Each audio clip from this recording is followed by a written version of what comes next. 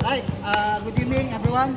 Dito tayo muli ngayon sa Telo Blanca Basketball League Season 9. So ang naglaban sa gabing ito, walang iba kundi ang Forma at ang Red Meat. So sa game, nanalo ang Red Meat sa score ng 74-64. So kasama natin ngayon ang best player of the game, walang iba kundi si Banjo. Ang kanyang statistics, 30 points, Wow. 5 big rebounds, and 6 assists. Sir, congratulations sa naging game nyo, resulta nyo. So, yun. Anong pakiramdam ngayon nasa papunta na kayo sa minor division finals? Masaya, masarap sa pakiramdam. Yun nga, nanalo kami sa game na to. Kahit sunod-sunod yung talo namin last few games, nakabawi naman ngayon. Okay.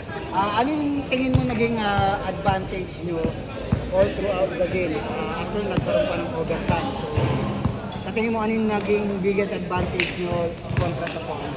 Siguro yung paniniwala namin sa isa't isa na kaya namin na defense lang, then nagtiwala din naman sila sa offense, gano'n. Kung sino yung mainit, binibigay naman nila.